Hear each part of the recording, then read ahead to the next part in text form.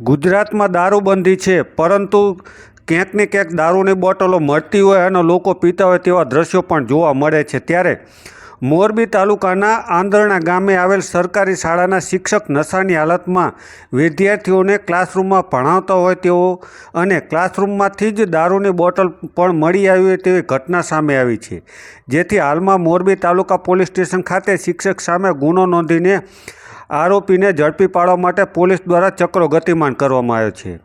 વર્તમાન સમયમાં દારૂ, ગાંજો, ડ્રગ્સ વગેરે જેવી નશાકારક વસ્તુઓનું વેચાણ થતું હોય તેવો ઘાટ મોરબી સહિત ગુજરાતમાં જોવા મળી રહ્યો છે અને ઠેર ઠેર દારૂની ખાલી બોટલો પણ જોવા મળતી હોય છે।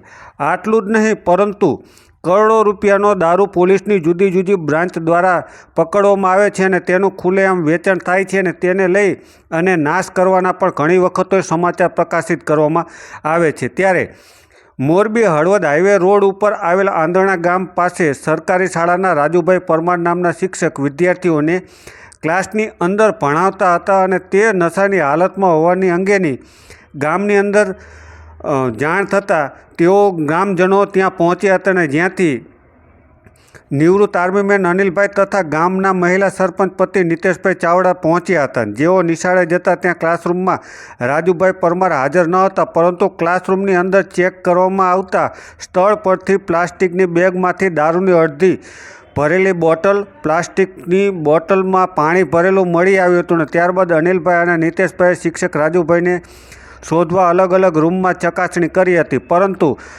શિક્ષક રાજુભાઈ પરમાર મળી આવ્યા ન હતા। તેઓ જોવા મળ્યા હતા ત્યારે તેઓ નશાની હાલતમાં હતા। આ નશાની હાલતમાં જોવા મળતા તેઓ કઈ રીતે સ્કૂલમાં અભ્યાસ કરાવતા હતા તેને લઈને પણ સવાલો ઉઠી રહ્યા છે। હાલ તો આ બાબતે ગુનો નોંધાયો છે અને આ બાબતે અલગ અલગ શિક્ષણ વિભાગ દ્વારા કાર્યવાહી પણ કરવામાં આવી રહી છે। ત્યારે પ્રાથમિક શિક્ષણ અધિકારી શું કહી રહ્યા છે, આવો સાંભળીએ। દીપાબેન ભગવાનજીભાઈ છે, તાલુકા પ્રાથમિક શિક્ષણ અધિકારી મોરબી તરીકે હું ફરજ બજાવું છું।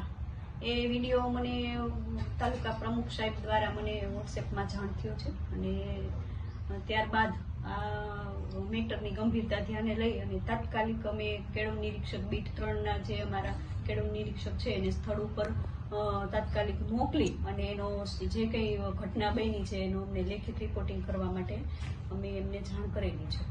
એ બાબતનું જે કંઈ ઘટના બની છે એનું રિપોર્ટિંગ અમે જિલ્લા પ્રાથમિક શિક્ષણ અધિકારી સાહેબ મોરબીને પણ રજૂ કરેલ છે। આંધરણા પ્રાથમિક શાળાના એ શિક્ષક છે પરમાર રાજેશભાઈ ખીમજીભાઈ અને આ ઘટનાની ગંભીરતા ધ્યાને લઈ અને કાયદેસરની કાર્યવાહી માટે અમે શ્રી જિલ્લા પ્રાથમિક શિક્ષણ અધિકારી સાહેબને અમે અભિપ્રાય આપી દીધેલો છે।